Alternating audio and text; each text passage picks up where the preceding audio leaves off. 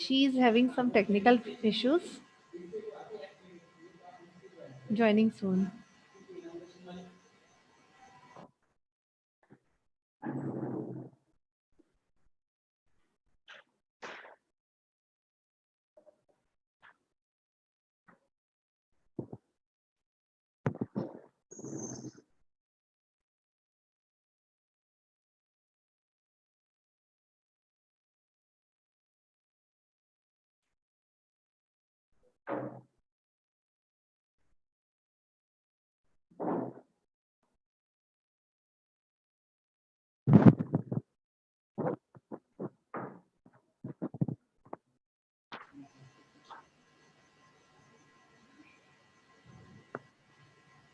She is joining soon.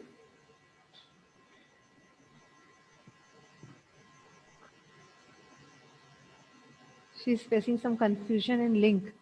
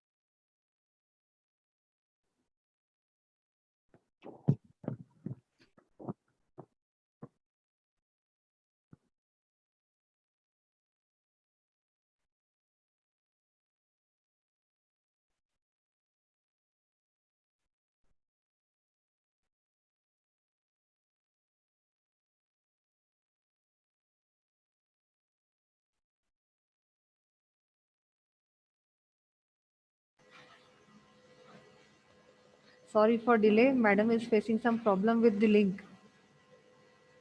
We have sent all the required links, but she is confused, I think. Sorry for the delay.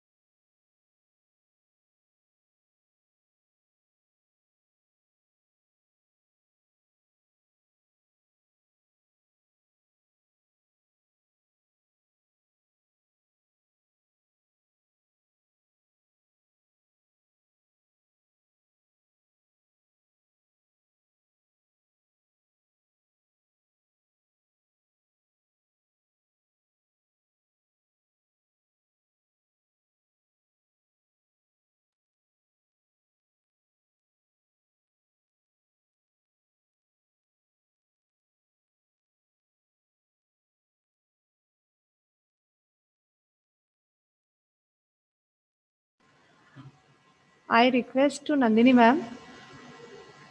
Nandini Bansod ma'am. I have already taken consent from Rukmani ma'am. You please start the session. You are introduced to first speaker of this session. Nandini Banswad ma'am, please start.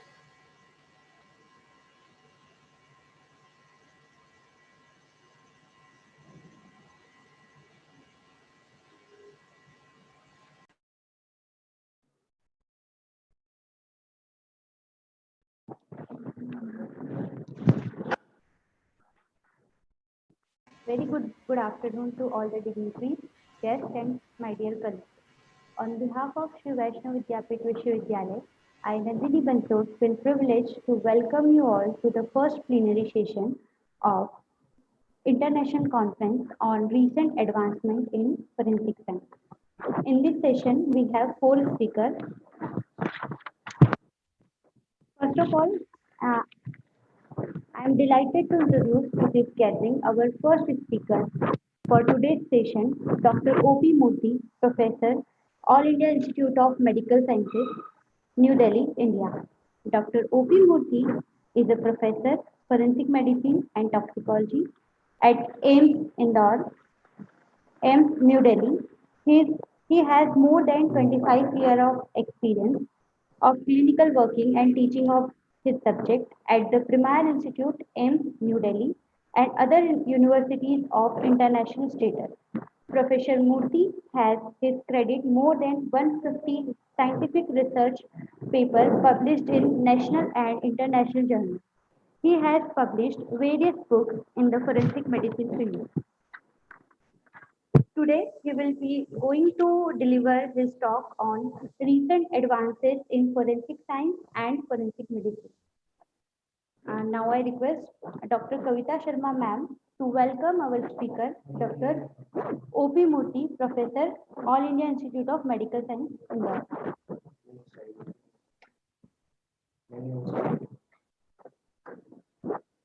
Thank you, sir. Now I request Dr. O.P. Murthy, sir, to please address the gathering.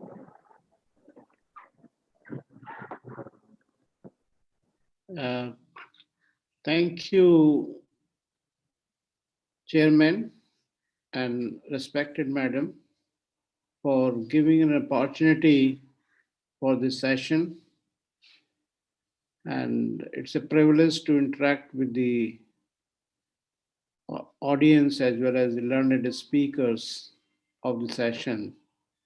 I am grateful to Kavita Madam for giving this opportunity and providing a platform. So first of all, my greetings to all of you from All India Institute of Medical Sciences. Now, the topic assigned to me is the general aspect of forensic and forensic medicine recent advances. And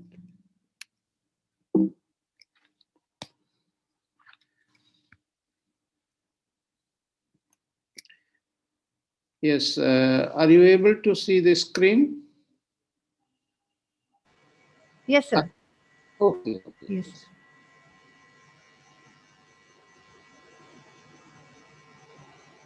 Actually, Indian government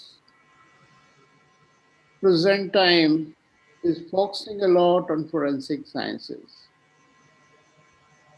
And you might have heard many times our Honorable Prime Minister Sri Narendra Bhai Modi ji and our Honorable Home Minister Amit Shah has made a special provision for forensic universities. Already one university in Ahmedabad has been established, and now National Institute of Criminology, which is in Delhi, has also been termed as a deemed university for forensic sciences. Idea is that India is a very big country, about 135 crore people, and where the crime every day is a new pattern and new psychologies and new way of crimes are coming. So to combat with the crime, we have to make efforts. The idea of the government is that every state medical college, every district should have its own forensic science laboratories. But to meet this huge challenge, we have to create the human resource.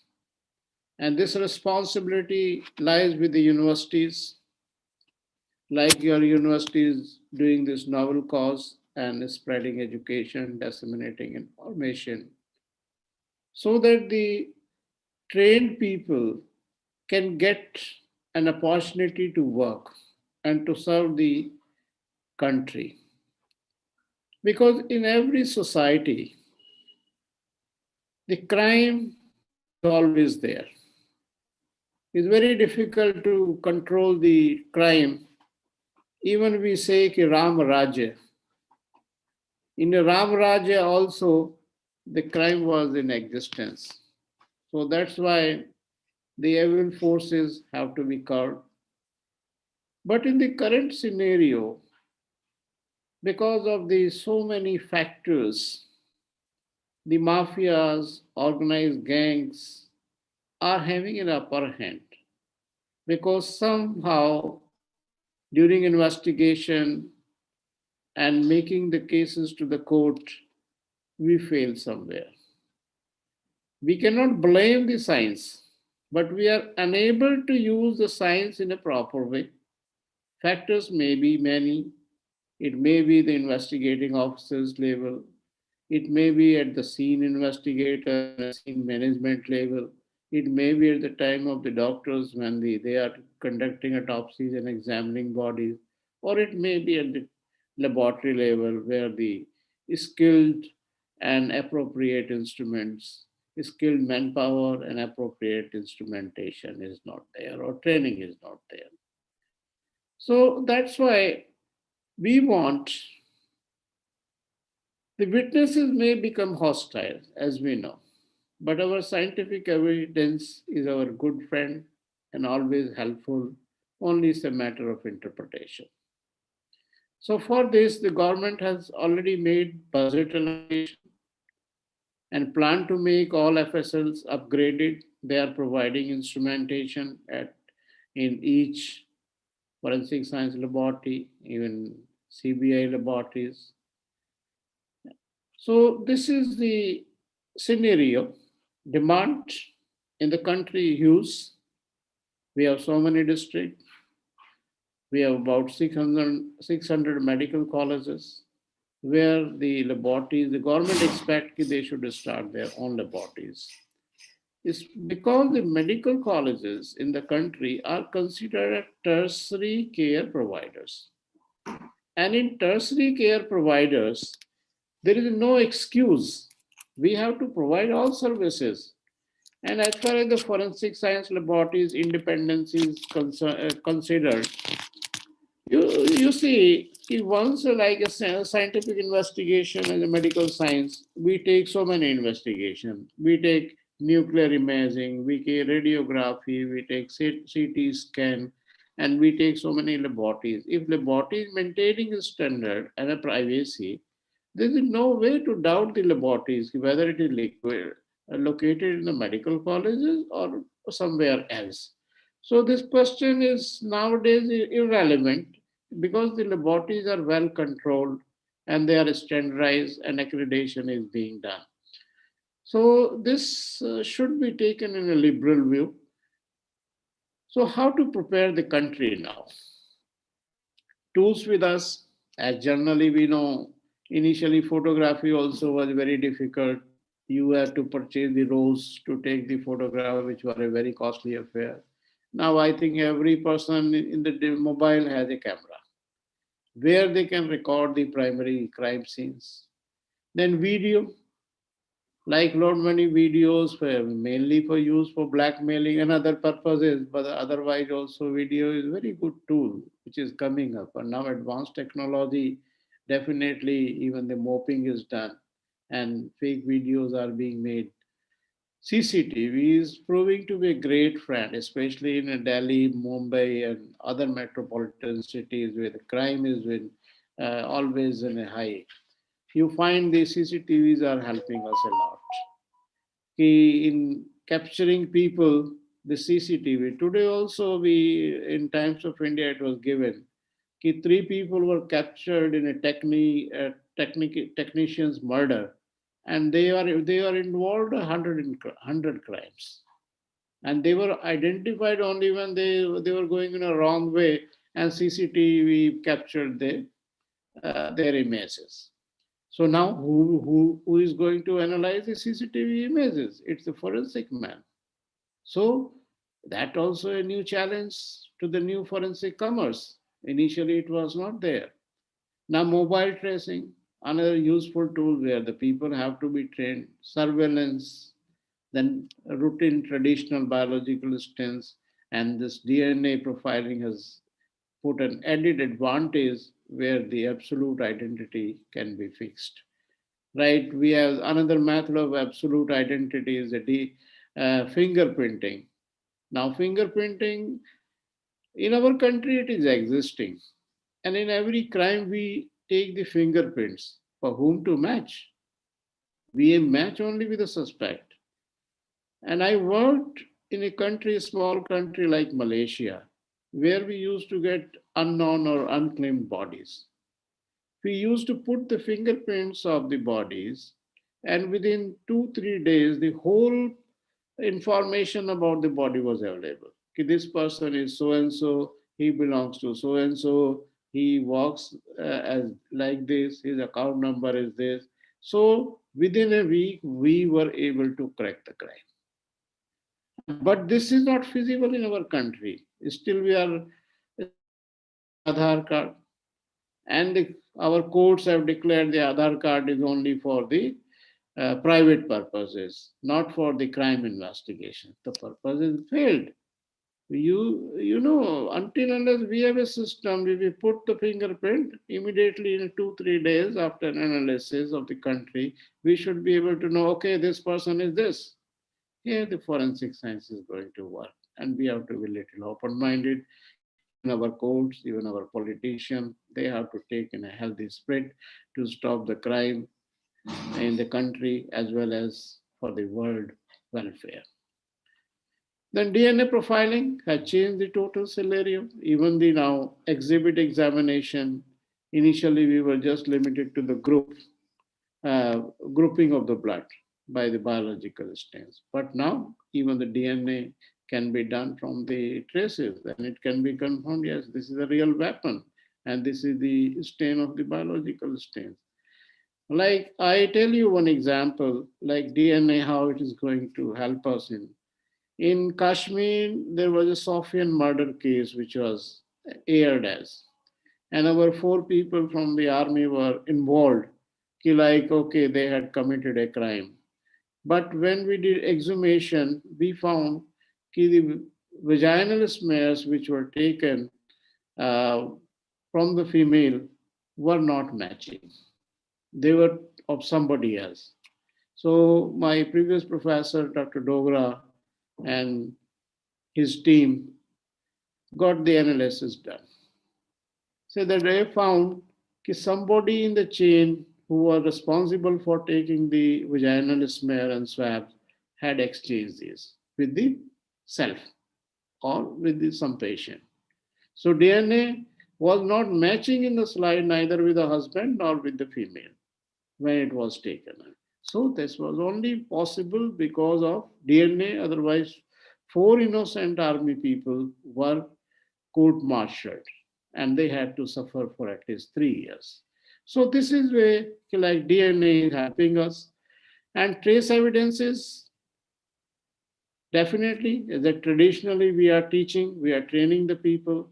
Weapon signatures examination by even a mobile or by a magnifying glass. So this can be magnified with a good type of a cameras and toxicological services. A lot of instrumentation has come and confirmatory things have come. But still, all of us know this is just to recapitulate. Our physical evidence in a crime is very essential to connect with the criminals, to connect with the criminal scene and victim, more reliable, at times only evidence with us because most of the people, human nature becomes hostile. We cannot be confirmatory, but our scientific evidence is always helpful to us. Identification of accused, protect an exonerant innocent, because our thinking is that no innocent person should be punished and can lead to confession when confronted become basis of judgment at times. Our courts are not taking scientific evidence in a very serious manner because sometimes so many loopholes and so many differential diagnoses are put. So we are still like lot many crimes are not we cannot claim that these are solved only by because the forensic evidences. There the circumstantial evidences are taking upper hand. So the time we expect will come when the forensic evidence will have their own value and judges cannot ignore it. So in current time, we need people to analyze CCTV image, mobile tracings, morphing of pictures, cyber crimes, retrieval of the deleted images and data, frauds, financial and property frauds, fake documents, currency, news, identity, objectionable site and material like a pornographic material and motivated videos are there, hacking of sites and material, reconstruction of crime as usual, which we can be done in advanced way and we can be done in a computerized way. All of us know that our science, based on Locard's principle of exchange, is a series, collection of facts, investigation, time sequencing of the facts, shifting of the facts to drive, some opinion on a basis of your training and knowledge, marshalling of facts, identity of the problem, identify the main problem, what are the logical alternatives, precedents, probabilities, record evidence, findings, and conclusions. So it's a full chain before we declare, ki, okay, this is the fine. And our administration of justice, as you know, in India, is based on a four pillars: police, prosecution, courts, and a prison. And these four organs are engaged in the prevention of the crime, prosecution, courts, and prisons. Our Article 20 of Indian Constitution provides no person accused of any offense shall be compelled to be a witness against himself. It's based on a principle of the accused person is innocent till found guilty. So this increases the responsibility of the investigating officers and those who are involved in investigations to prove beyond doubt. Improvement is possible. We have to identify our shortcomings and where we are gapping because expectations are huge and very big. And selecting the areas of performance, which areas we need to work on, the test the strategy, like we have to provide the trained manpower, assessment when performance matters, and create plans to implement improvement throughout the system and changes and continue to monitor the effectiveness and make a plan so that the needed people can be trained and it should be continuous efforts. Current status, like high expectations, the forensic science laboratories, CBI, but they require a lot of improvement and a lot of more advanced trained people to combat with the situation. At present, the situation is not very good. State forensic science laboratories are also lacking in infrastructure, instrumentation, and if instrumentation is there, trained manpower is not there to run the instrument. So sometimes what happens, instrument we are able to purchase, but we are not able to run. So we require the job avenues created. Then forensic sciences, mainly the infrastructure, instrumentation, manpower, recruitment policies, people need job. And after training or after education, I must be able to get a job. Aptitude, attitude in the government service. Like once I am in a permanent service, why should I work? So that way, so many things are there. Government and private institutions have to collaborate to train people more skilled orientation. Skill orientation should be our theme. So human resource creation, we have a lot of human, so we create them technically, then it is an asset. Infrastructure definitely requires budgeting. Government is ready to give you budget. Where to learn, how to learn, and who will teach. So that we need foreign collaborations The foreign experts, those who are trained in the field, can be incorporated to train us. So how to learn that, we have to teach them by making modules, by training, creating training modules which can be shared by private as well as the government on a goodwill basis or some economical sharing basis. The trained teachers should be identified, and institutions should be identified, and they should also be able to cater the services of government as well as the private sector, or those people who are desirous to learn. Now, in toxicology, mainly still we are unable to analyze many drugs. New drugs are coming up. Then spurious medicines, vaccines, insect and snake bites, we are unable to identify in our laboratories. So we have to create a advanced technology so that we can analyze medicines. Like nowadays, the old timers like heroin, other things are less used. The medications are more used technically, and every time we find a new isomer of a product. And like in Punjab, there is a Himachal, the new powder, chitta powder has come. Amphetamine like substances are coming from our neighboring countries. So that's why we need to combat with the situation and train people. That vaccines we are unable to identify, sometimes vaccine failures. Insect and snake bites, venom we are unable to identify. Most of the laboratories are not equipped. So we have to find a way to solve these current problems. Now, what to do? Identify the weaker areas we have, but definitely we have upper end in some areas also. Well established area where, like fingerprinting, we are masters, we have taught to the world. New exploration and research, which is possible within the means and circumstances and the infrastructure. The preparing, teaching, and training modules, which can be shared by private as well as the government institutions to train the skilled manpower. Our main focus should be creating skilled people, improving infrastructure and trained manpower, and allowing private labs after assess. So you see, the government has a monopoly on this forensic science laboratories. Like Krishna Murthy Madam Ji has also opened a new laboratory in Mumbai, and now people are taking up. But investment is huge. Income is very less in such circumstances because only very few people go for a private testing, but only because it's a requirement of the government, because crime is against the government, crime is against the state, so the state is bound to investigate. So where there is urgency or some political pressures are there or requirement is there, they go for early investigation. Within 2-3 days results should be out. Otherwise, in normal course in Delhi, we also find the reports comes years after. Now some improvement is there, but it's still lagging behind with the time schedule. So what is the purpose? You see, any crime investigation, if the report is not available timely or prompt services are not there, it is going to be a waste. And you say it's a killing of a case, I would say that way.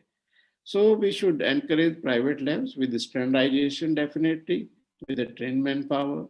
So we should be able to, you say, meet the demand. What the people? Because not many private universities are, because we were not able to provide education in the government sector to all those who are desirous. That's why the private universities are coming and world over.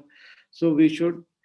So as far as the research, we should encourage, but at present, a lot of duplication, adaptation of the foreign research, academic frauds, plagiarism, patent, copyright issues, fabrication, and fair dealing with the literature should be taught to the student, so that innocently or inadvertently they do not commit plagiarism and the copyright violations. Fair dealing means that you are taking from somebody, you are giving credit for it. World is hungry for credit.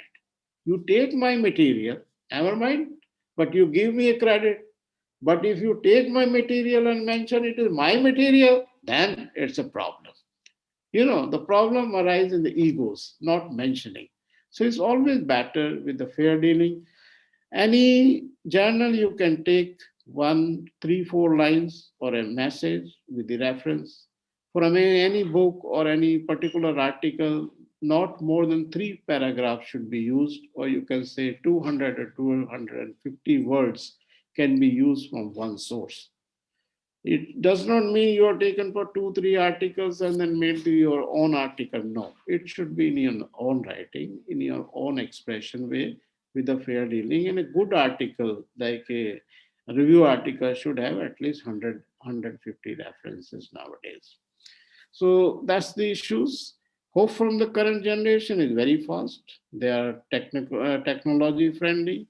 They are well equipped with the computers, fast in adaptation, and very honest and dedicated. So nationalism has to be developed. National interest should be the first one. And it's our global responsibility to share to the curb the crime for the benefit of the mankind. We cannot be isolated like we only in India. Okay, India is the first for us, but we have to think of the world also because crime is not limited to the one country.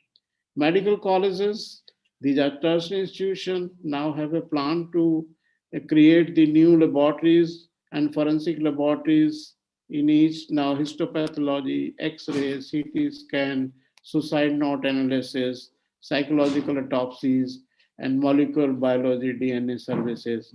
They are trying to gain, but only a very few, not all medical colleges, is still lagging behind in a big way and have to have lot many things to do to meet the challenge. Colleges and universities, regular courses, they should start the training and orientation courses for the already trained staff or a working staff, collaboration, sharing, and caring with the foreign universities, local universities, with the government sector is the demand of the time. So Indian courts at present the scenario is not very encouraging. It's a very time consuming. It takes decades to gather. So the government has to take up a plan also because at present the courts have become a source of harassment rather than the justice. So it becomes a like economical and time wastage of the money. It takes decades to gather. If the justice is not prompt, it's delayed, it means denied. So Indian government has to take a call and Indian judiciary has to improve its method of providing. So with this brief message about the journal aspect, this is a very huge subject. Forensic science is a big umbrella under which forensic pathology is the part which I belong. And it's an unlimited scope of speaking and on subject, but so many like experts will be speaking in these 2 days. So with my best wishes to all of you, I close here. Thank you very much. Now, any question? Uh, Thank you, sir, for your valuable lecture. Thank you so much, sir. it's my pleasure. It's my Thank pleasure. you, sir.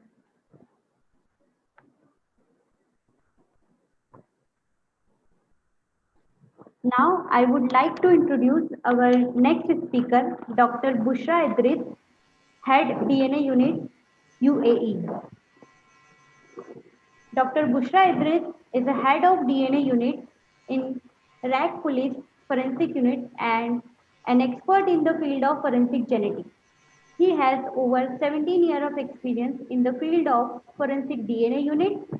He also teaches courses on forensic genetics and human genetics at the University of MIT, Dubai. He has gained doctorate in forensic genetics from University of Central Lancashire in 2016. He will be going to deliver his lecture on DNA fingerprinting to forensic genetics. Now I request Dr. MP Gautam, Professor, Sri Vaishnav Institute of Forensic Science, for welcoming the speaker.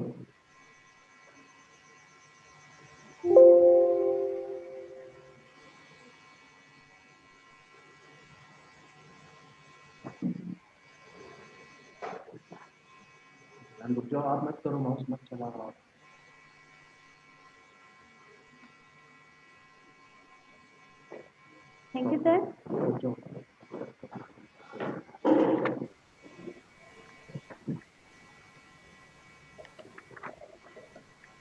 Now I request Dr. Bushra Idris to address the gathering.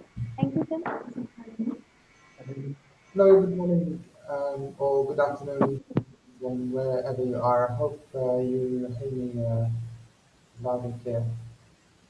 Um, First of all, I would like to thank the organizers for inviting me to this presentation, this conference. I'm not sure whether you can actually hear or see me, but I will go ahead with um, my presentation.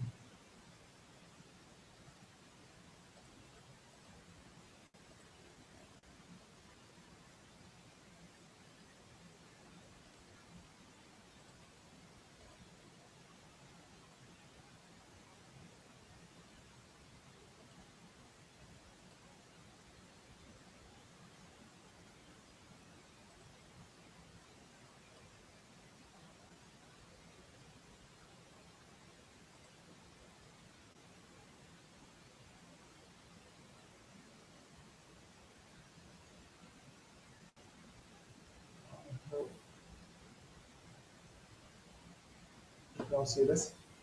Um, yeah, so my presentation has actually stemmed from the idea that I really disliked the name DNA fingerprinting, um, which is normally referred to DNA analysis and genotyping um, at universities and university courses. Um, I much prefer especially recently, more recently in the last 5 years, the term forensic genetics to describe the genetic analysis and what's happening in the forensic genetics world. So I will start my presentation with a case that we have encountered about 7 or 8 years ago. In 2012, um, I was called to a scene of crime around 3 a.m. to 2 or 3 a.m. in the middle of the night. There was a decomposing body of a Caucasian female living in the northern Emirates of Ras Al Khaimah.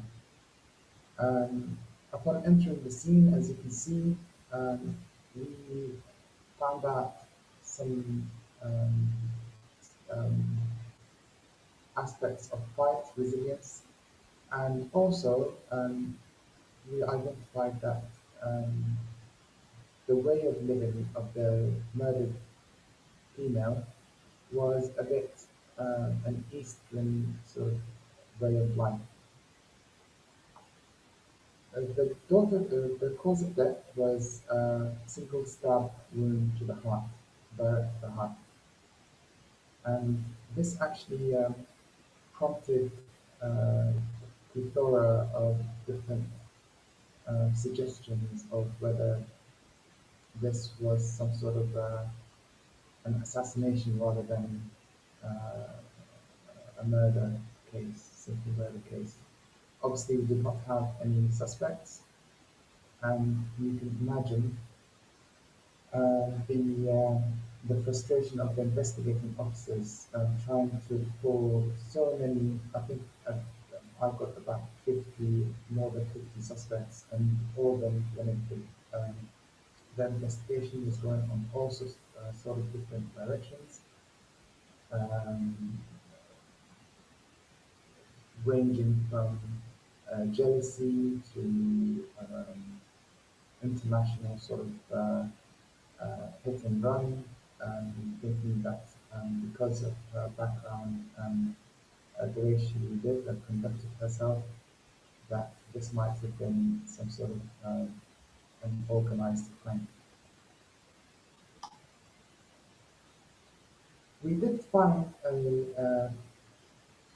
some clues. We found some drops of blood, and we did our usual traditional DNA analysis, um, getting a profile, a male profile, which we assume that this is our main suspect. We entered it in our database and we did not find any match. Um, and I will keep you hanging at this stage and we will pick up the rest later on. So we'll go back to the idea of DNA fingerprinting. Obviously, firstly, um, designed and conducted by Professor Alec Jeffries in the University of Leicester. And the whole idea was based on the individuality of humans and these variable number tandem repeats that are different from one person to another. This was brought into practice uh, very soon after the actual discovery, and it was by chance that it was used in a double murder uh, separated um, by 5 kilometers distance in the range of 3 years. I'm not going to go through the details of the story because I'm sure many of you have heard it so many times before. But the idea is that DNA was able to convict the suspect eventually, and the morals of the Colin Hitchcock story is that DNA was connected, um, DNA connected two different cases that had nothing to do with each other. Development and use of the first DNA database, and that was used to collect DNA from different um, local communities. There was a suspect on the case who actually admitted to the murder of the first victim, and it was found out later that he had some uh, mental issues, and under some police pressure, he did give a uh, he did give consent that he committed murder, but he wasn't actually, which was proved later on by DNA. Most importantly is that DNA did not solve the case single-handedly. There was a lot of information that was gathered prior to the DNA analysis, and then DNA proved the conviction of a certain person. And this is actually very important in DNA analysis. So what makes DNA very special? Um, how I see it is three things really. First of all, is discrimination power. I really cannot think of any science that can give a prediction in such um, a high power of discrimination. At the moment, the latest DNA kits will give you a power of several hundred quintillions. And I did not actually know there was a number as quintillion, and that's, to those of us who don't know, is 10 to the power 24. That's the power of discrimination that we're talking about these days in DNA analysis. So we are pretty sure that if we get a DNA match, then the source is definitely is the person in question. Sensitivity of the DNA that we can actually get these days is very minute. So very regularly we are asked to get DNA from things that were touched or drank from. We are talking about the contents of DNA present in 5 cells of the human body. So 5 cells is what you shed um, while slightly touching a door handle, probably a lot more. So we have very high discrimination power. We can collect this evidence from very mm, very slight touches or encounters with objects. And thirdly, the versatility of the DNA analysis. The DNA can be collected from so many different objects, unlike any other evidence where normally it's relied on, say, for example, fingerprints, um, things that have been touched. However, with DNA, the versatility is much wider.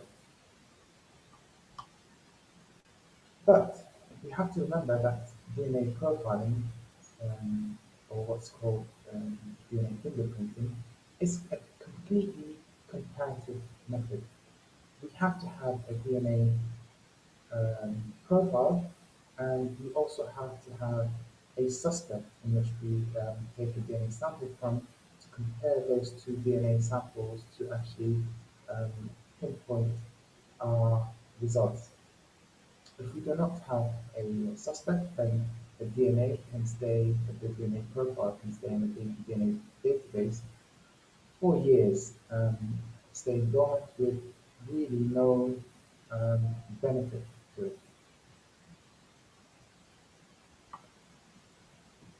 But in the last 5 years, probably from the year 2015, there has been a complete revolution in DNA analysis. And that's why the term DNA fingerprinting is no longer um, um, fit for the purpose of what is done in the laboratory. I think forensic genetics now is a more suitable description of the science. Why do I say this? Um, there are a few advancements recently, um, and I think Dr. Ottinger would be happy to know that I will be talking about the last couple of years, in addition to the last 5 years as well. Um, this is one of the first modernization of the applications of DNA analysis. So the use of RNA in forensic applications started about 7 or 8 years ago. Um, Generally, looking at the stability of the RNA molecule, we can work back how long ago a body has started decomposing and therefore estimating the time of death. RNA is a very unstable molecule, and by working out the half-life of a messenger RNA, we can evaluate and work back to the um, time of death. Now, each different cell type will have a complete different um, map of the messenger RNA expressed in it, and therefore we can work out what type of messenger RNA degrades in what level and what rate, and therefore calculating the time of death. More established these days is the working out the identity of the molecule present from the messenger RNA present in it. Um, so certain markers, genetic markers are present in different types of bloods, semen, saliva, urine, and these markers are expressed by messenger RNAs, and if we can extract this messenger RNA and we find elevated levels of this messenger RNA, then we can identify this molecule as a particular type. An interesting application is wound age determination using RNA. So using the same sort of techniques, we can find out the order of the wounds. So if a person was um, cut in different areas of the body in different times, then working out the levels of expression of certain messenger RNAs can give us a clue of the order in which the cuts or the wounds has occurred. We can also work out whether the wound is post or pre-mortem. Also, again, can the type of RNA expression, the survival time, and also the relation to the incident. Functional status of the cell and organs. I guess one of the main questions asked in pathology is the cause of death, and this could be well obtained by the state of which the cell is in. So, for example, in hypoxia, for example, if somebody was strangled to death, then a high level of cytokines will be expressed in the neck. So a sample from the neck showing high elevated levels of messenger RNA, um, cytokines messenger RNA, will indicate that this person has died from choking. Additionally, in a case of, for example, an overdose, there will be an elevated level of messenger RNA opiates. Hypothermia, we will get an overexpression of shock proteins messenger RNA. Now, this is all can be taken from blood, a blood sample in which we can do a DNA analysis to determine the identity of the person, but also do an analysis of messenger RNA to get all this information simultaneously.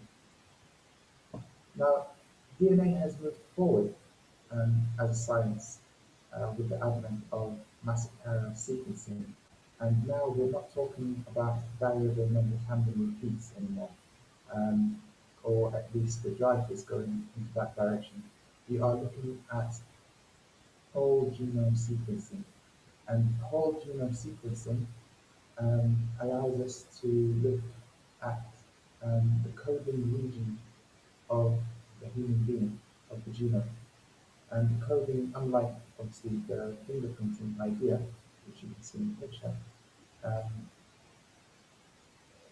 the non-coding region obviously does not code anything, so we cannot get any information about the person that we're suspecting. However, with the advent of the whole genome sequencing and looking at coding regions, we can identify ancestry. This has become really commercialized with, I'm sure you're all familiar with the ancestry panels and ancestry companies telling you where origins are from. Also, it's been used in linguistics. So the change in language always follows a change in region and the change in DNA. So by tracing back changes in the DNA, we can link them to changes in languages, and therefore we can have trees um, drawn of languages and how languages emerge, and we can compare those to the previous slide, and you can see that Um, for example, 35,000 years ago, um, an arrow has been moving towards Europe and at the same time to Asia. And this is exactly what you can see in the Indo-Iranian European trees. Um, again, we can look at skin color distribution and type out um, the, the or at least distribute the skin color according to genetic markers.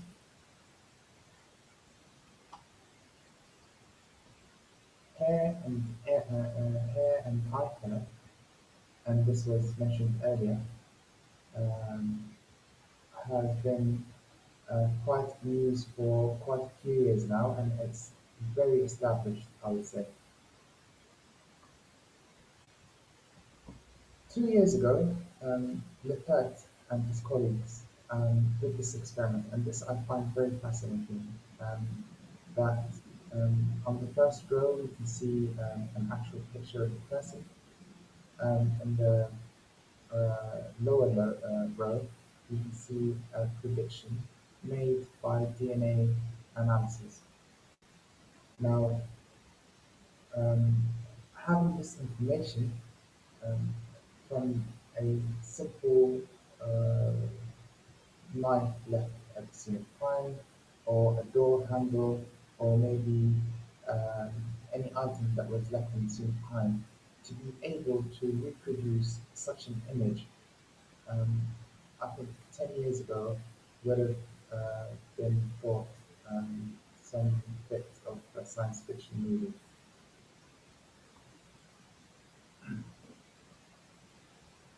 More recently, there's been quite a lot of research on epigenetics or epigenomics. And one of the leading scientists in this field is Suzanne Roche and Michael Kaiser. Um, so the idea of epigenetics is that um, there are lifelong molecular responses to environmental exposure, and this will affect your DNA methylation levels at different sites across the genome.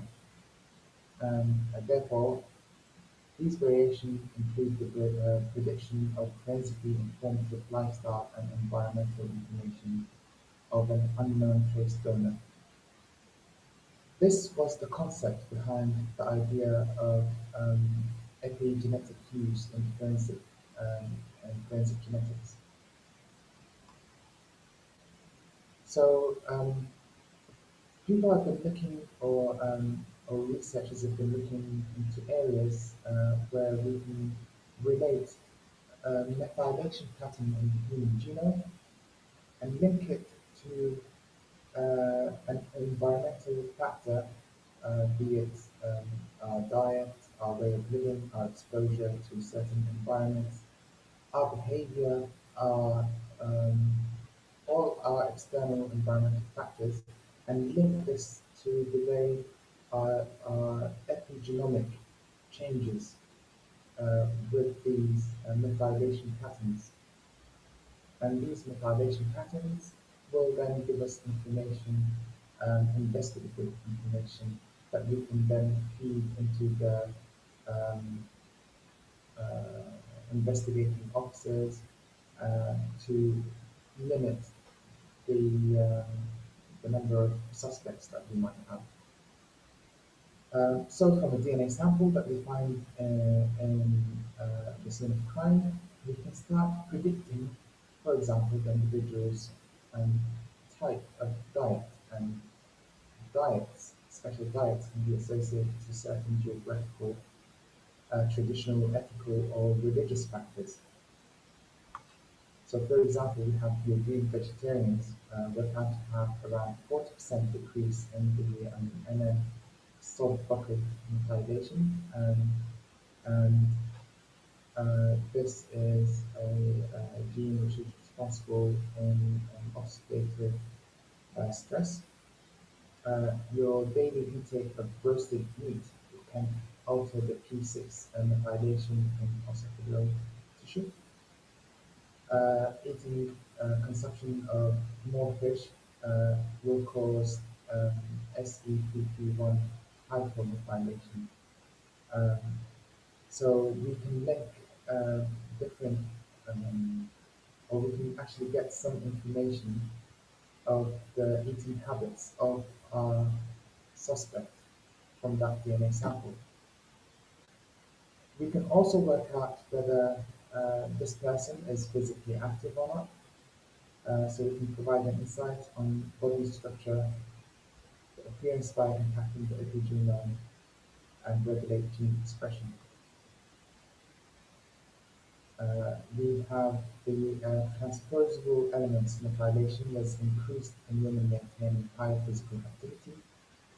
Uh, Obviously, being physically fitter correlates with lower cancer gene methylation in saliva. More interestingly, I found was the link between methylation patterns and your social economical status, defined by a combination of education, occupation, income, and natural status. This will form your social economic status, and this can be hinted to uh, from the methylation pattern in your epigenome, so to speak. Um,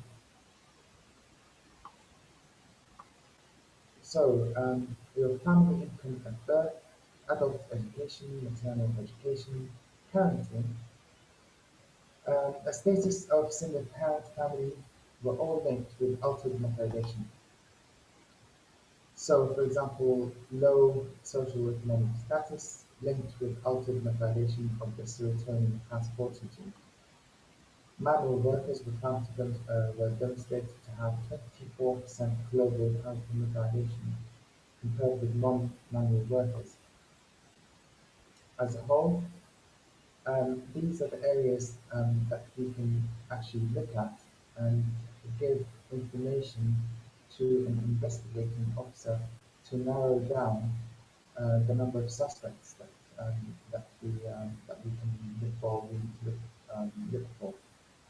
We can give a prediction on the age of the suspect, whether they are a smoker or not, their alcohol intake, are they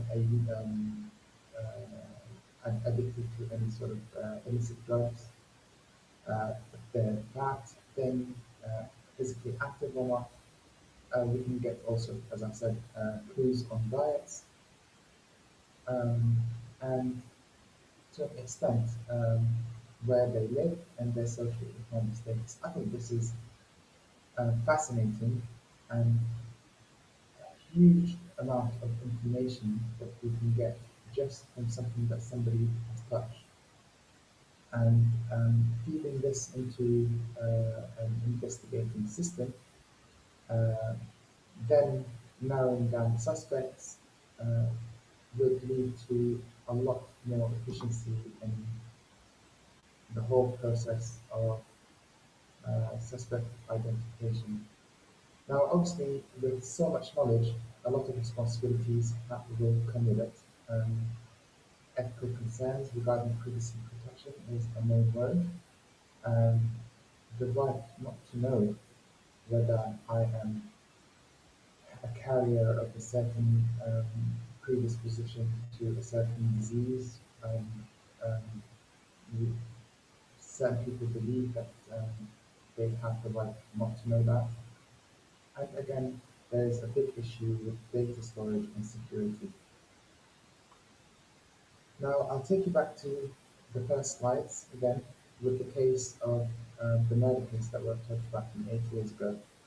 Um, we took our samples, that DNA sample from 2012, and in 2017, we went to the University of Santiago de Compostela in the north of Spain, where Dr. Chris Phillips, um, who is one of the pioneers in the field of NPS, and at the time, um, the the use of massive parallel sequencing was not very popular, so we traveled to Spain to analyze our sample and to limit the suspects in our case.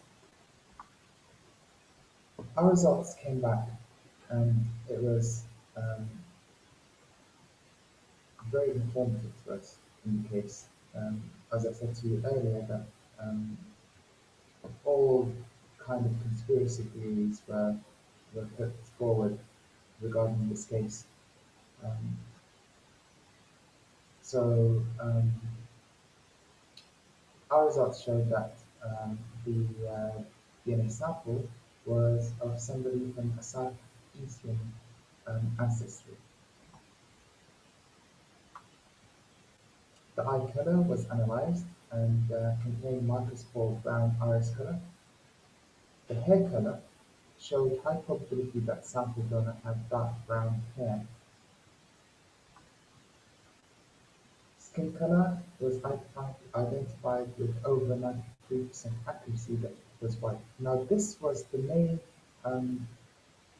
or the biggest identifier for us, because if you look at South Asian population, um, hair color, eye color would not give you a lot of information, because the vast majority of people um, in this region will have brown eyes and brown hair. But having a white skin color has led our CID and investigating officers to limit their search into a certain group of people, and we could not actually get age. It was inconclusive because of how how the how old the sample was. Um, I think I've gone over my time limit, but these are my acknowledgements, and I thought I'll share with you that 2 or 3 months ago, a suspect was brought in um, from that specific ancestry with indecent exposure on the beach. And they brought him in for DNA analysis, and it matched our DNA sample from the blood spots. So this was solved quite recently. Thank you for listening. This one was my presentation. I hope you were able to hear me. Um, have any questions? Please go ahead.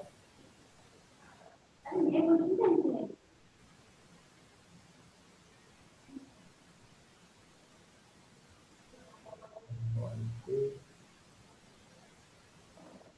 Okay. Yes. Thank you so much, sir, for your valuable lecture.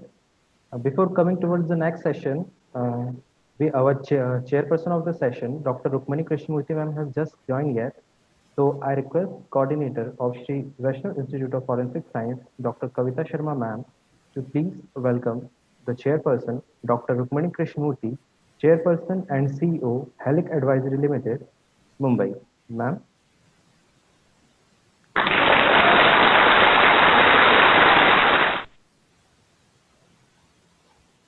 Thank you so much, ma'am.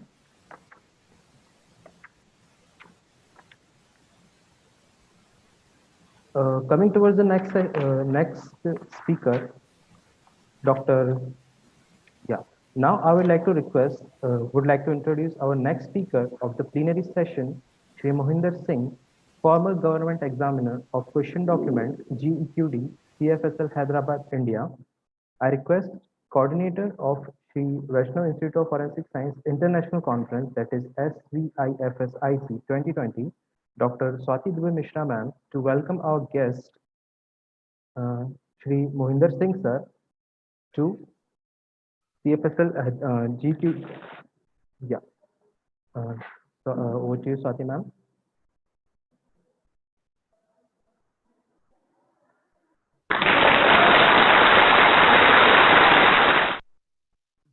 Thank you, ma'am.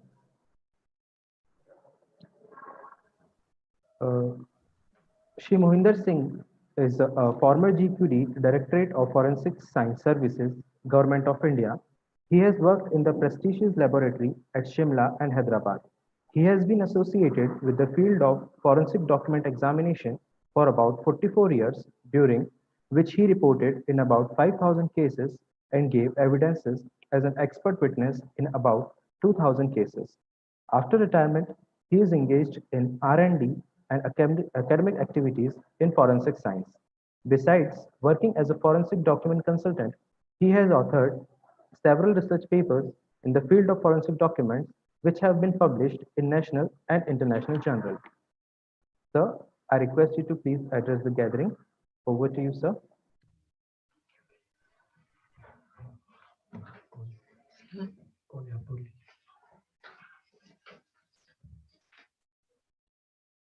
Respected Dr. Krishnamurthy, and dear friends, good afternoon. Question document examination is one of the oldest disciplines of forensic science that has been in existence from time immemorial when handwriting became an accepted mode of communication. Change is the law of nature, hence it is imperative that any art or science must adapt to the changing circumstances if it is to remain useful to the mankind. Like any other science, the field of question document examination, or the forensic document examination as it is now called, has undergone several changes in its operating parameters consequent upon the change in the writing materials and conditions surrounding the production of handwriting and signatures. Slides 1 and 2 are the title slides. In my view, the subject chosen for the conference is the right one, consistent with the Einstein's quote mentioned here, to raise new questions, new possibilities, to regard old problems from a new angle, requires creative imagination and marks real advancement in science. And with other similar quotes that follow in slide 2. Friends, the word recent being a relative term, in this presentation, the advances are considered with respect to the base year 1976, when I had joined the forensic science profession. Incidentally, the lab of GQD Hyderabad had limited facilities at that time that included simple light arrangements, the UV lamp, infrared image converter with a very small field of view, and conventional black and white photography, besides the usual magnifying lenses and stereo microscope. Though the laboratory had the luxury of well-qualified and trained document examiners as the biggest asset as experts in the GQB setup. Slide 3 and 4 state the contents of the PowerPoint, covering the advances in handwriting research and technology, handwriting ID technology, basic methodology, instrumentation technology, courtroom presentation, and legal challenges, as well as the most recent report and recommendations of the expert working group for human factors in handwriting examinations published by the NIST in 2020. Slide 5 covers the brief introduction and history of handwriting dating back to 100 plus years. Slides 6, 7, and 8 state the books and journals published in the past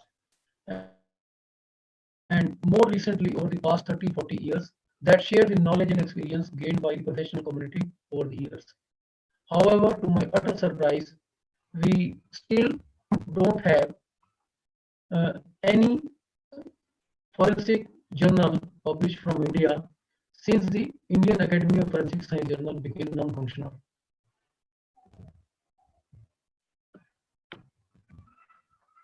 Slide 9 and 10 briefly state the basic methodology used for question document examination over the years. Like other comparative sciences, the science of question document examination uses the ACEV method, that is, analyze, compare, evaluate, and verify method for comparison between the known and unknown handwriting samples with the help of scientific aids. The experts have also moved from the simple magnifying glass and microscope to the complicated SEM, FTIR, and modern video spectral comparators, paving the way for a comprehensive examination of documents in the entire useful spectrum comprising the UV, visible, and the IR region in a single scientific equipment, together with advanced computer-based facilities like image processing, multispectral, and hyperspectral imaging. Slide 11 refers to the art of handwriting due to rapid change in writing mode from the conventional pen paper to digital handwriting mode.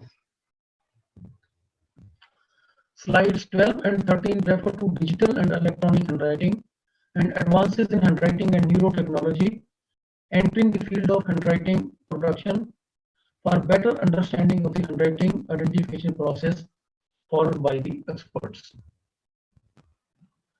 Slides 14 to 19 refer to advances in instrumentation technology, paving the way for modern equipments like the new handheld LED magnifiers, stereo microscopes with fiber optical light source, small handheld digital microscopes like MI scope with the UV IR light sources that could be attached to a laptop, electrostatic detection devices like ESDA for deciphering writing indentations, video spectral comparator models 1 to VSC 8000,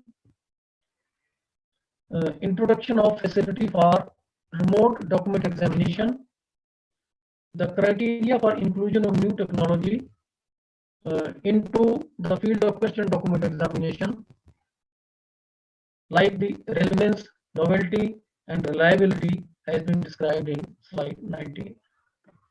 Friends, slide 20 to 23 refer to advances in handwriting IT technology like the Forensic Information System handwriting FISH, having a database of more than 1 lakh writers, Fox software system for forensic comparison of handwriting, forensic language independent automated system for handwriting identification, that is Flash ID, classification system of letters or characters called graphemes on the basis of the topology and geometry, and automation of handwriting identification through software applications like Describe, WriteOn, etc. Slides 24 and 25 refer to limitations of the handwriting IT technologies because computers are not yet able to factor in human dimensions like intended disguise, effect of intoxicants, or that of illness on handwriting, due to which it would be unwise to let the computers replace the experts until it can be shown that they can outperform the human experts across the range of case types encountered by them from time to time. Slides 26 and 27 refer to advances in methodology as a result of standardization and evolution of various ASTM and SWG doc published and emerging standards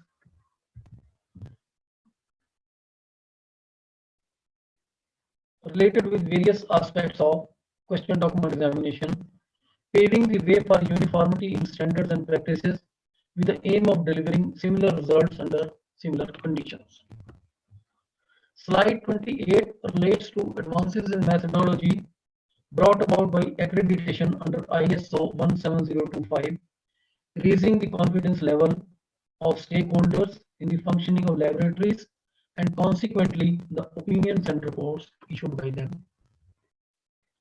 Slide 29 relates to advances in courtroom presentation brought about by digital photography and several computer-related applications like Photoshop chart, PowerPoint chart, write-on tool charts, etc., using sensitive image capturing devices like the flatbed scanners, digital cameras, MI scope, digital microscopes, and video spectral comparators, etc.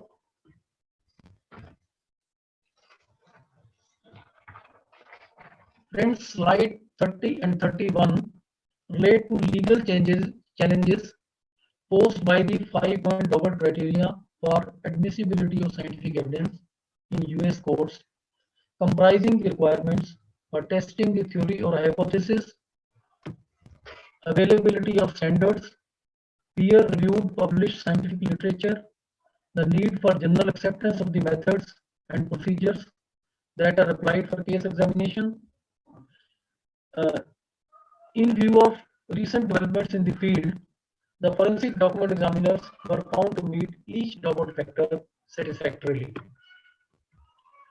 Slides 32 and 33 relate to the status of research in forensic document examination, commented upon in the NAS report of 2009 and subsequent developments in the form of recent publication and NIST guidelines.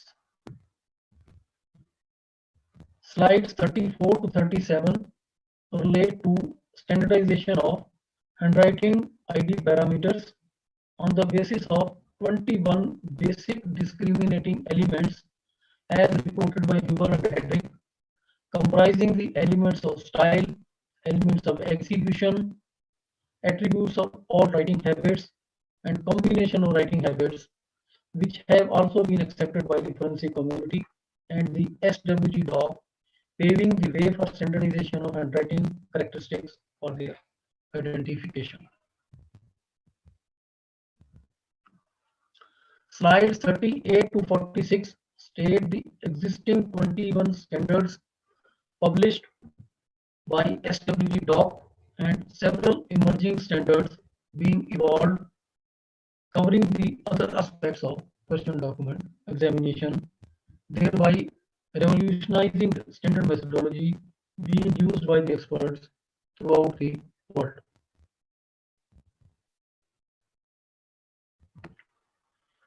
Friends, slides 47 to 55 relate to NIST report containing recommendations of the expert working group for human factors in handwriting examination, published as recent as in February 2020. These recommendations are very comprehensive and include, among others, the impact of various sources of contextual information on forensic handwriting examinations, balancing the risks of bias and information loss with respect to all levels of contextual information, evolving quality control procedures for tracking of inconclusive and insufficient opinions, and fostering a culture in which it is understood that some human and system error is inevitable and that openness about errors leads to improvements in practice, and avoiding to overstate the conclusions that are not consistent with the error rates, which could lead to miscarriage of justice. These are summary of the recommendations. Those who are interested may kindly have them from the internet. It is available through Google.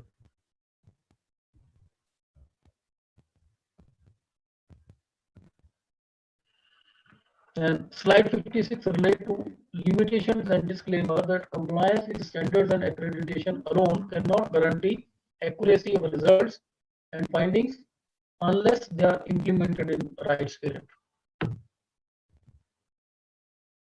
Slide 57 and 58 relate to the evolution of best practices manuals for guidance of the forensic document examiners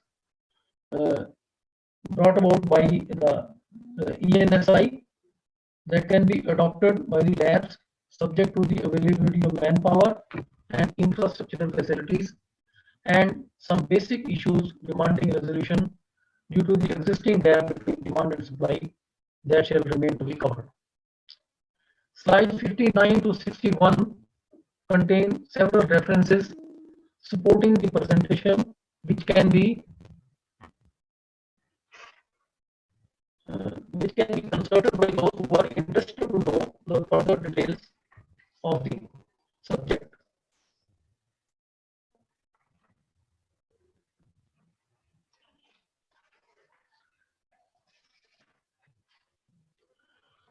Friends, slide 62 is the concluding style, indicating the spirit of science progress. I have specially chosen the quote from Feynman, the great physicist, in this regard. And thanks for the patient hearing. Thanks to the organizer for giving me the opportunity. Thanks once and all. Hope to meet you again sometime, God willing. Thank you so much.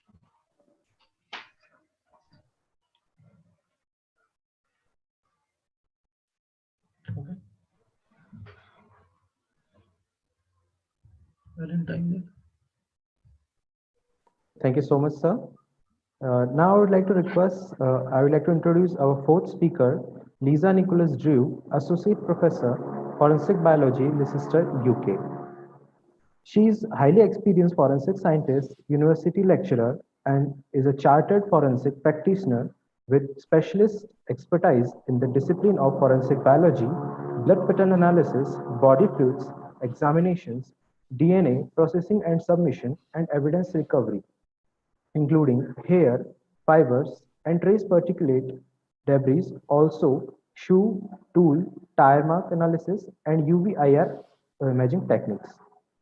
Now, I request co-coordinator of SVIFS IC 2020, Mr. Anurag Srivastava, for welcoming the speaker.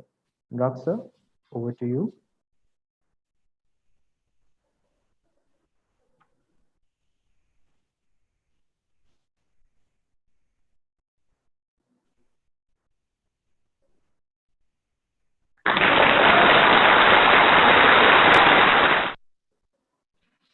Thank you, sir. Now I request Lisa Nicholas Drew for their delivery. Ma'am, over to you.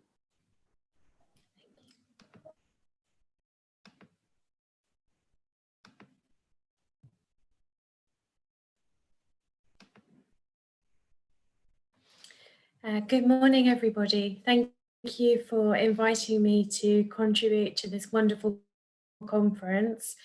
I'm speaking to you from the United Kingdom, so it really is a true honour to be joining you today. So thank you kindly to Kavita and all of the organisers of the conference. I'm truly honoured. Today I'm speaking to you from the background of a practitioner. I am an academic and I'm also a researcher. And this year has been very challenging on all of those spectrums because of the COVID-19 situation.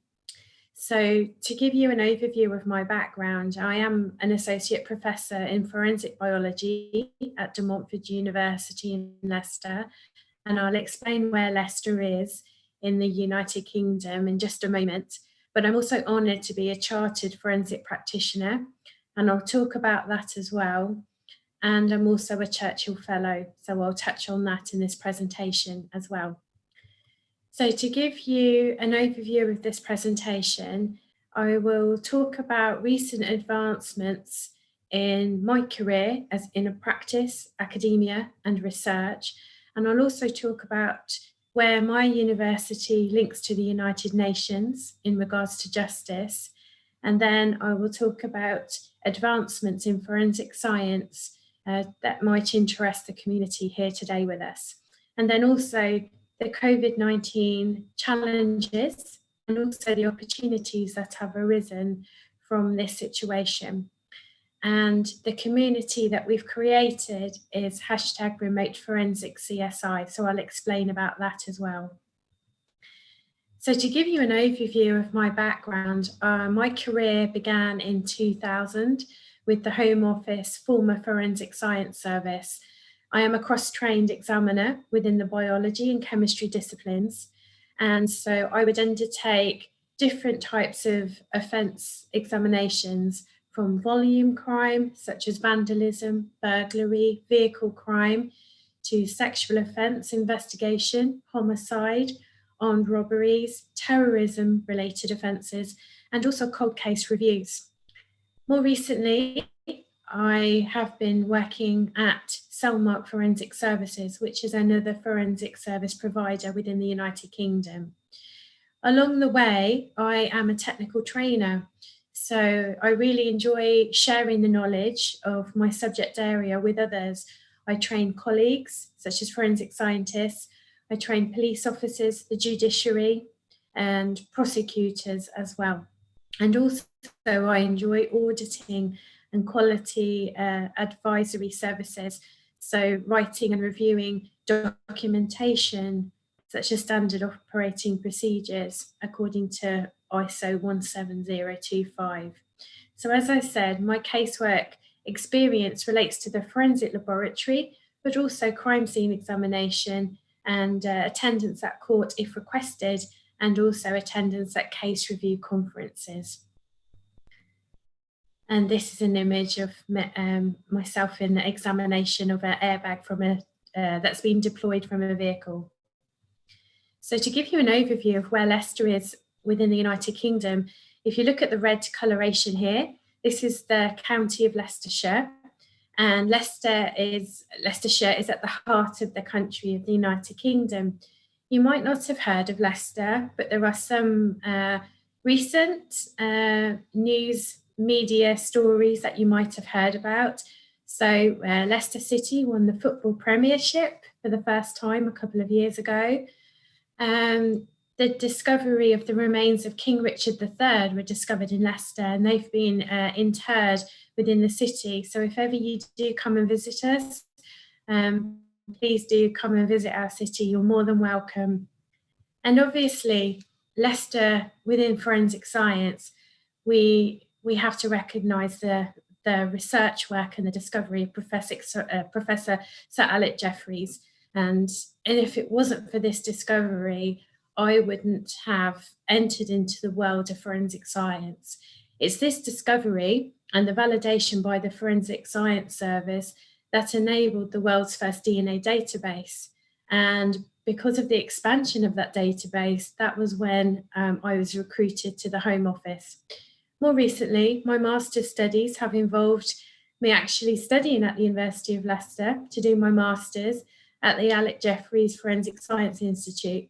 So I feel like I've formed a full circle within my career. So currently, I am an associate professor at De Montfort University. So this is the building where I am based on campus. And we're really honoured because we have the former Leicester Crown Court. So we use this within our teaching to share the experience with our students. So they give their evidence within this court setting. And the facilities that we have include a residential property, so a house that we use as mock crime scenes.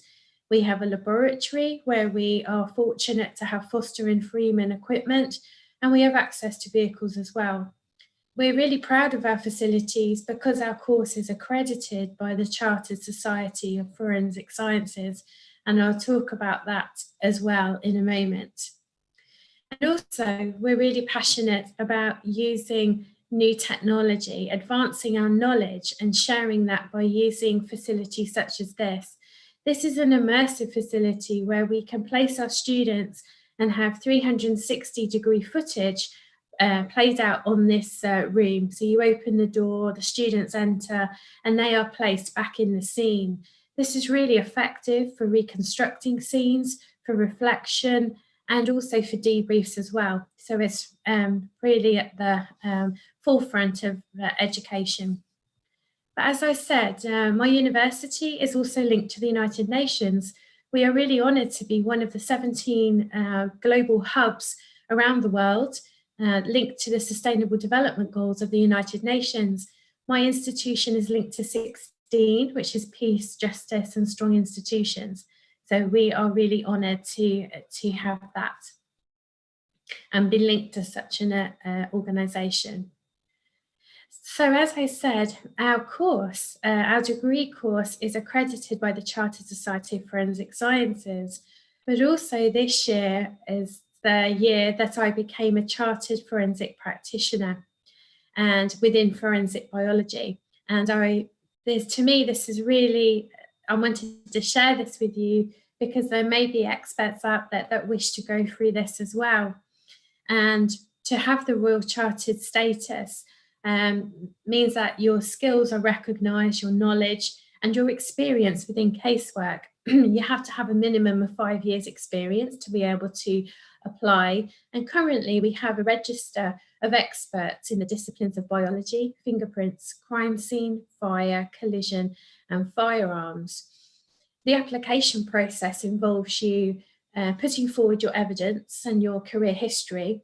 And then if accepted, you sit 2 assessment panels. The first one is an expert panel. You're tested on your technical knowledge in your subject area.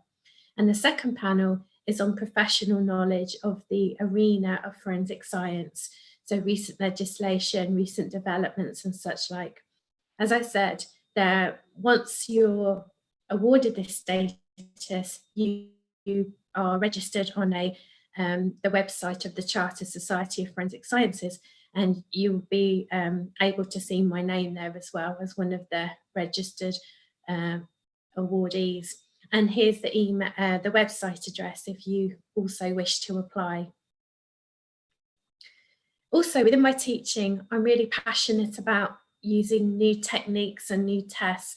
My discipline is forensic biology primarily, although I also look at other evidence. So for me, it's really important to utilise the developments of novel body fluid tests. So on the top left there, we have a Seratec kit, which is for menstrual blood. And this is determining the presence of a protein called D-dimer. This could be critical within sexual offence investigation. The line at C is for control. P is demonstrating peripheral blood, so that's determining the presence of hemoglobin. And M is the line for menstrual blood, which could be indicative of, as I said, the protein, which is D-dimer. At the bottom left, I'm looking at this new paper for saliva testing. So as an alternative to Falibas, in my career history, I've looked at several methods for saliva, including a technique called red starch when I was at the Forensic Science Service. This technique here is actually an amylase paper, and you apply it to your garment and then you actually spray it with an iodine solution. And on the right-hand side, we have some alternatives for semen testing, which could enable us to detect the presence, presumed presence of semen at crime scenes as an alternative to acid phosphatase testing. So the top one is a phosphatesmo kit, and at the bottom there, we have some vials that you can apply your swab or sample to, and you can easily use these at the scene. Because acid phosphatase testing can be problematic at crime scenes when you're thinking of disposal and if you've got large areas to search. So I thought I'd share with you and ideas of how we try and bring in new techniques into our teaching.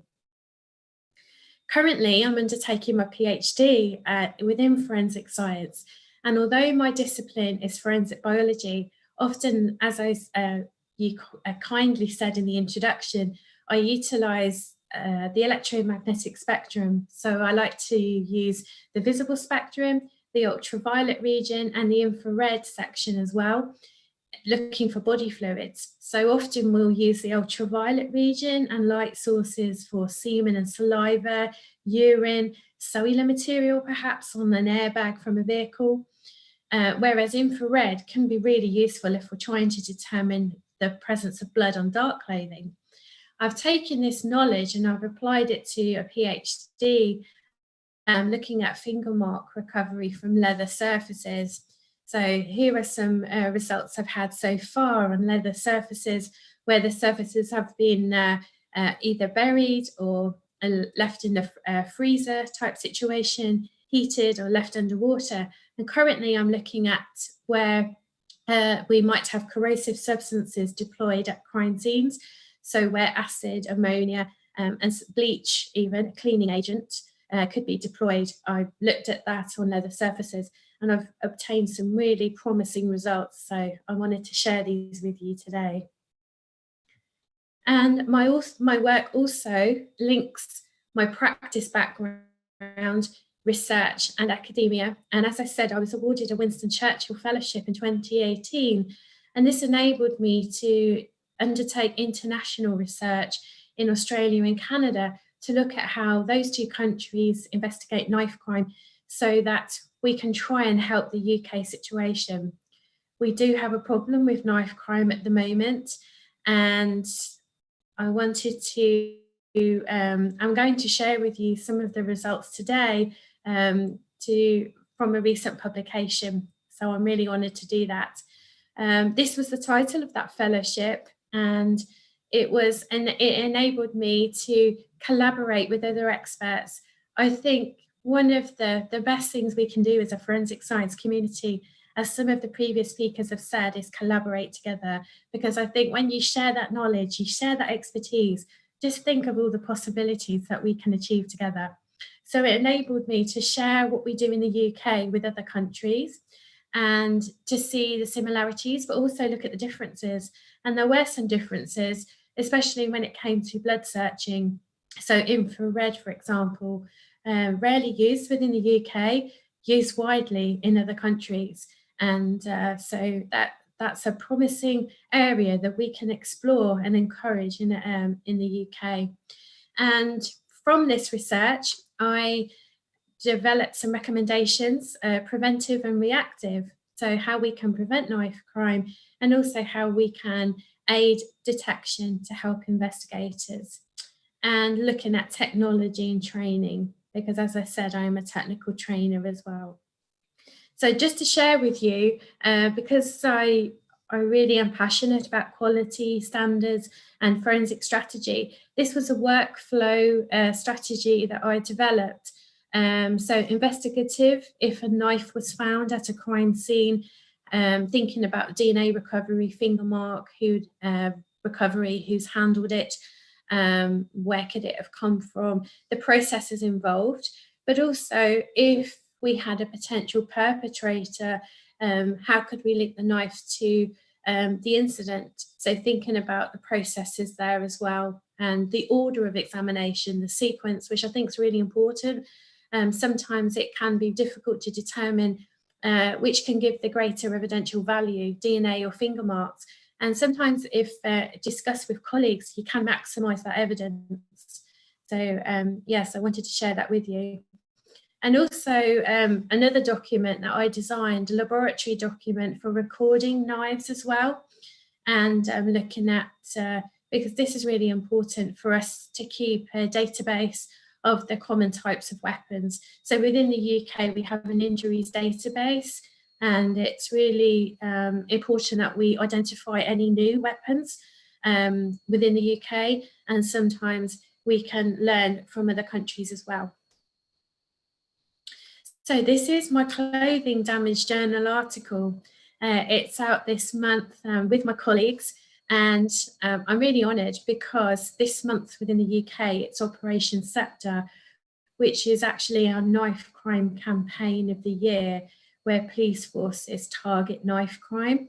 And here are some of the results to show you.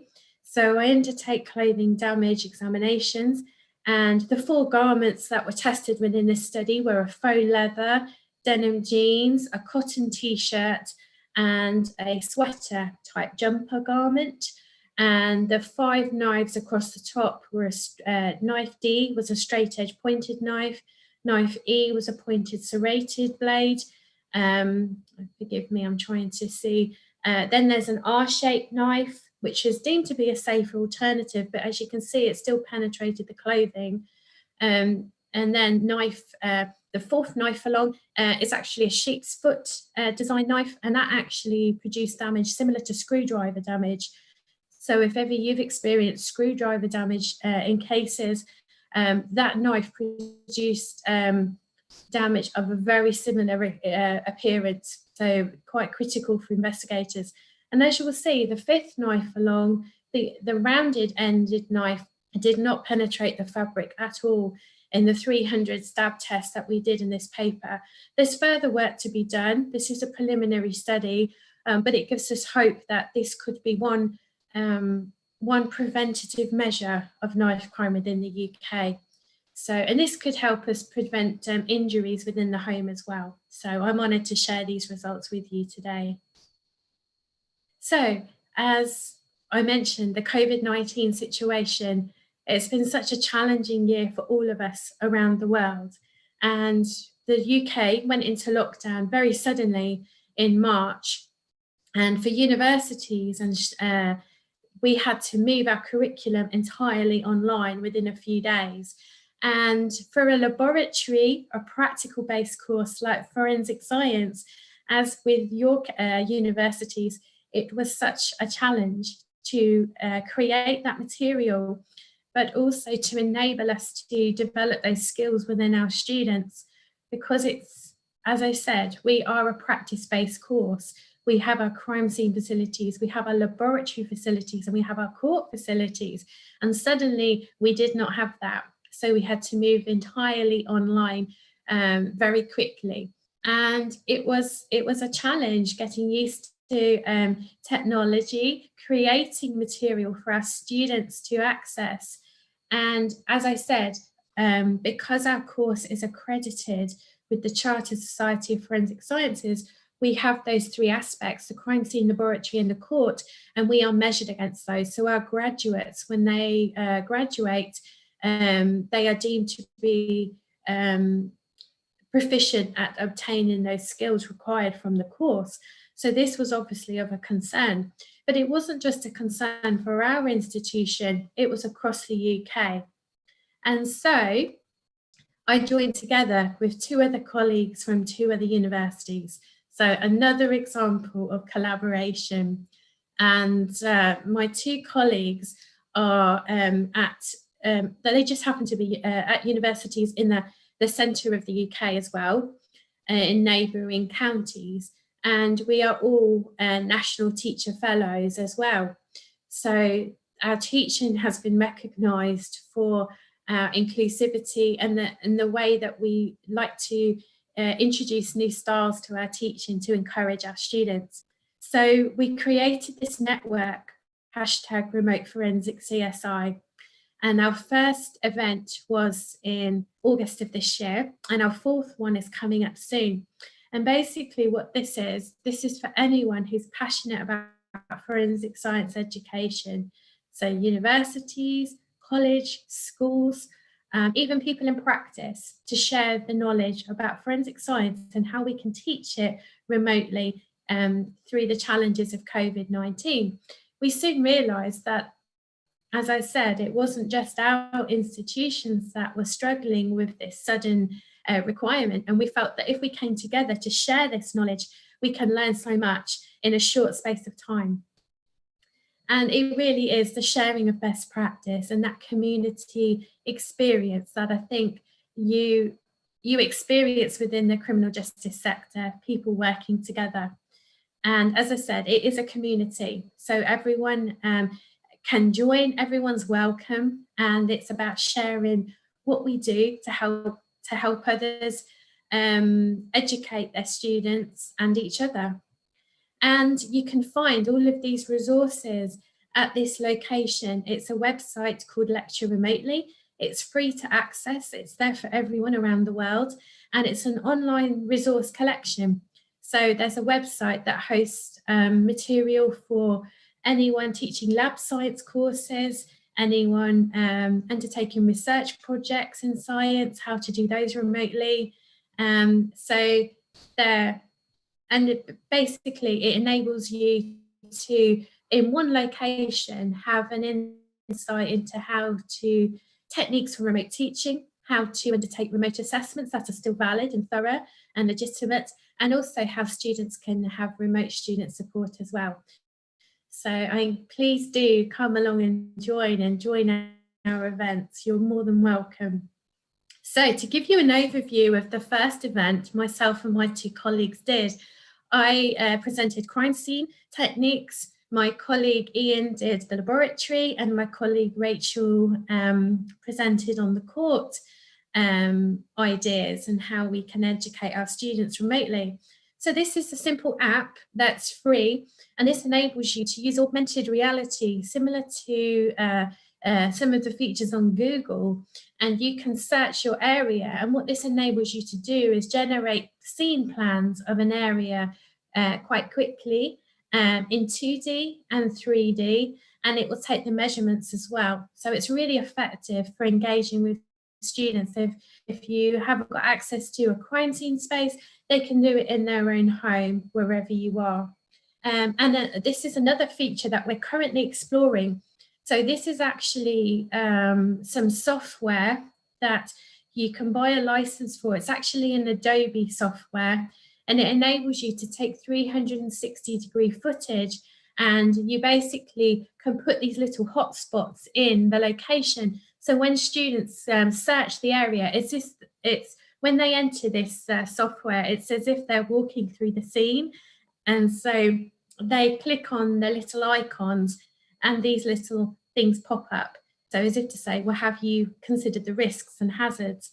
How are you going to do continuity of all of these bins? And there are other things to prompt them as well. And so they can maneuver through the scene. So we thought this was we're honoured to share this with you, because we're still working on this, And it really, because of social distancing, we do have some classes back on campus, but because of the limited numbers allowed, this enables us to provide a resource for our students to engage with. So because we can only have fewer numbers present within the teaching environment. Another one that I've started to use is this Planner 5D, and this is where you can animate a crime scene. So you can create these yourselves for any environment in the 2D, the 3D, and you can simulate so they can walk around the scene, perhaps assess, well, which would be the common approach path. Where would you cordon off the scene? How would you approach this facility? So it's really effective, and you can design these as well to any environment. Apologies for the decor in here. I was trying out different themes to show you, so please don't think that is like the inside of my house. It's quite garish. And this is one of the simulations that I've created. I created CCTV for my students. So using footage, this is a really effective way of them determining a forensic strategy. So in this image here, we have a vehicle, and to the top left of the screen, there is a potential person of interest coming through the hedge near the wall. So this could be, and when the students watch the video, then they can determine, well, where could the person have touched? Have they left any potential exhibits that we want to explore? It gives them a chance of engaging. This is a simulation of a crime that I investigated. And also we've used simply Google Earth to do 360 videos. So this is the countryside where I live in England. I just did this outside the country lane down around my house. So this is really effective to encourage students to think about how to image and record scenes. And also, so we've this is accessible for everyone. So to summarize, practice, academia, research have influenced me throughout my career and my life, and I think they always will do. And as I said, there has been many challenges within the COVID-19 situation. However, there's been so many opportunities for collaboration and sharing ideas to help each other. I hope that I've demonstrated some of the novel educational approaches that we're undertaking within the UK. There are so many more, but I would have run out of time for this presentation. And basically what I've tried to show is that we now have a blended approach. We have on-campus teaching, we have online teaching, but we have remote resources that students can access when and how they want to. So hopefully I've highlighted some of the advancements in forensic science from my career and current practice, academia and research. And please do come and join us in this community. You can contact me on Twitter. It's #RemoteForensicCSI, and you're more than welcome. The next event is the 15th of December. Apologies, I should have said it's 10 AM UK time, GMT. And yes, so you're more than welcome to come and join us and share your expertise as well. And I just wanted to thank you once again for the opportunity to present to you. Thank you for listening. And please let me know if you have any questions. And here are my contact details if you would like to contact me. Thank you, everyone.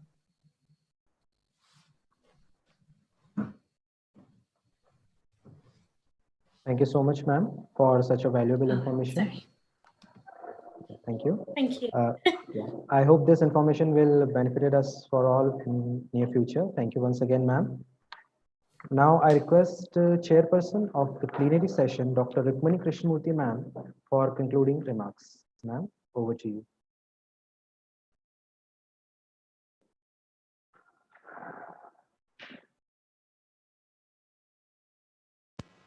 Rukmani ma'am, please unmute yourself.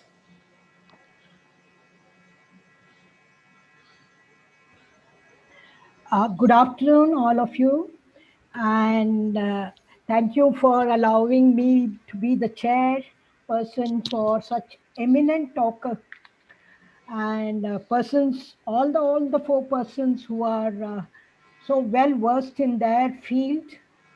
It was really very great.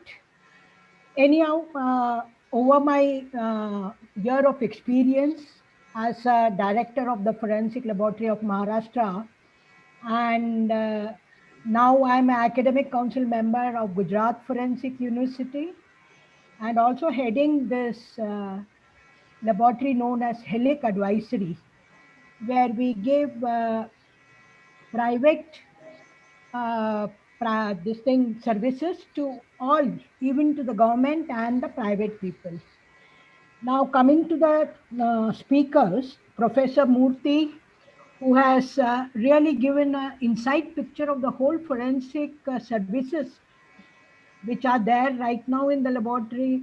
With the advance of the crime, all of us know the type of the crimes are changing, and like it is always the criminal goes in front and the forensic scientist has to go back and catch them using the latest technology. So that is how we are coming, and now it is no more than any physical, it's all virtual crimes which are happening. So he gave a complete picture of even virtual post-mortem, which can be of great help. Now, in our country, it is the four arms of the criminal justice system, as we say: the forensic scientists, the forensic doctors, police, investigating people, and the judicial people.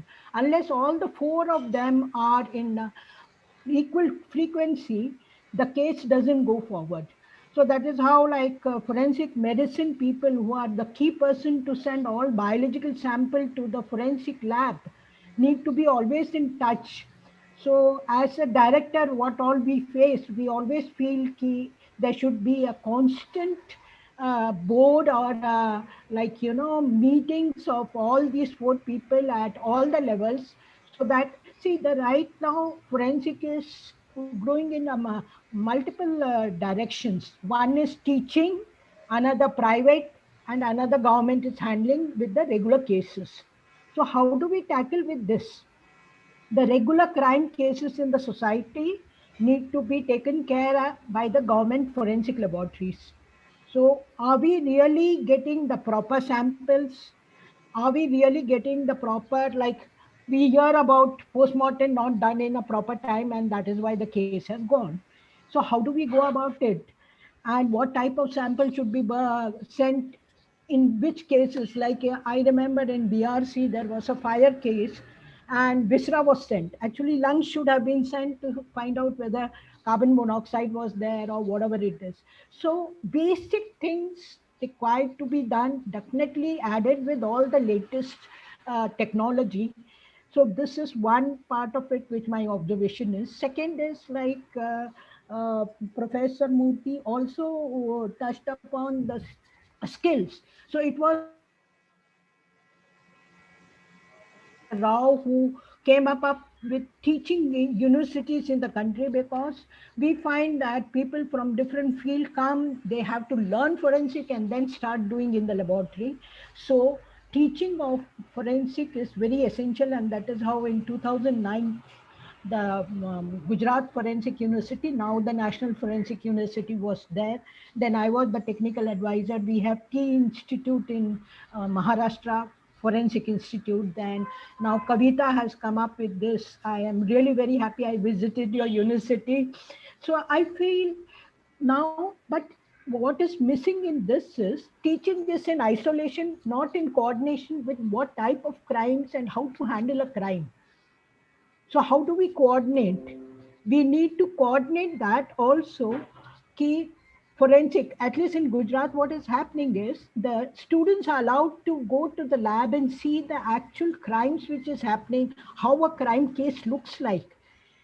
Forensic cannot be a, like theoretical part. It has to be like related to the actual crime scenes. So my request for the teaching institute is that somehow the laboratory should be associated with the teaching institute, so that the students get the proper skills in all the directions. Now coming to this handwriting, sir, you talked so well, and I am really very impressed about you, because recently in my laboratory we do a lot of handwriting and all. As all of us know, handwriting is a subjective thing, but with most of the latest technology, it can reach to some objective like other techniques also, no doubt. But the real cases which are right now are most of the legal matter where actual signatures are there and all. That is one thing. But what we have observed is nowadays, as you very correctly pointed about the scanners and the printed materials, we can apply certain things like stylometry in the letters. So we have solved many cases for the private companies where in-house threats are there by the emails and all, to find out who could be the possible person who have sent, to finding out a stylometric examination. So something like that, as per the case, the research should go. And I'm really very happy you have given so many openings. I think I should put my people to you to find out many of these. In one case, I remember, sir, in a bank, a particular zero was added in the figure, and the figure appeared very huge, and the officer was abused for that. Actually, then there was no standard where we can do. So we did a pilot experiment to find out what is the natural variation and how is the actual added zero would be. So the court appreciated that you required something to prove yourself. So in laboratory itself, we can have pilot experiments to prove our cases. So that's how some of the cases we solved in that way. And now, as a DNA, Dr. Bruce and ma'am also spoke about it. It is, all of us know, it's one of the unique thing which can connect any crime and also give a breakthrough without an eyewitness. Actually, I had the opportunity to meet Alex Zafri in my lab. He was there, and he appreciated what we did in Mumbai laboratory.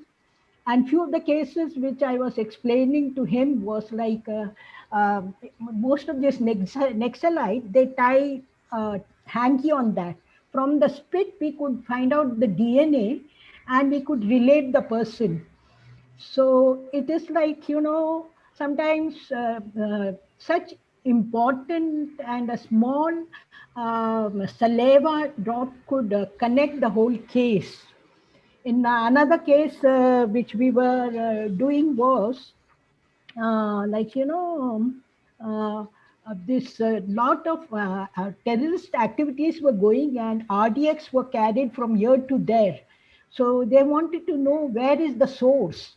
So I think you all know Dr. Bruce of US, who has been doing like, a lot of DNA of the microbes. There are microbes in the soil. If you can find out the DNA of those microbes, then we can say that this soil and this soil is same. So that is how we connected from where the RDX was brought to Bombay, a place called Aurangabad. From there, it was exported to Bombay. So DNA has played a lot of important, not only in genetic and human this thing, in poaching, in wildlife, and in your such other things also. DNA has helped us. So on the whole, all the four speakers through so much good light, and it added to my knowledge. I'm really very happy to chair such a session where such learned peoples had given more to information which I've already noted down, and I hope to take it forward. And I once again thank Vaishnavi University for allowing me to be chair for this. Thank you. Thank you so much, ma'am.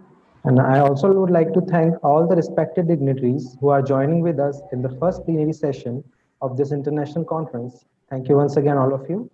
Thank you so much, Kavita ma'am, for joining with us. And thank you so much, Kwani ma'am, and thank you all. Thank you all. Thank you, Thank you, ma'am. ma'am. Thank you, sir. Thank you, Lisa. Thank you, Bushra. Thank you. Thank you.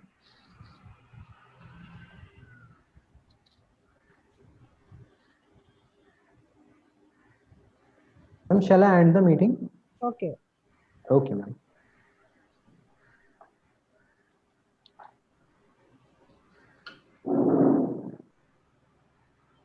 Parvez sir.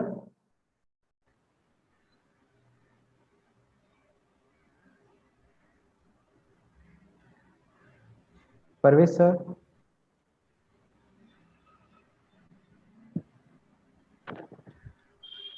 हाँ sir. Sir meeting and कर दीजिए sir. Hello sir meeting and कर दीजिए sir. ठीक है। Okay sir.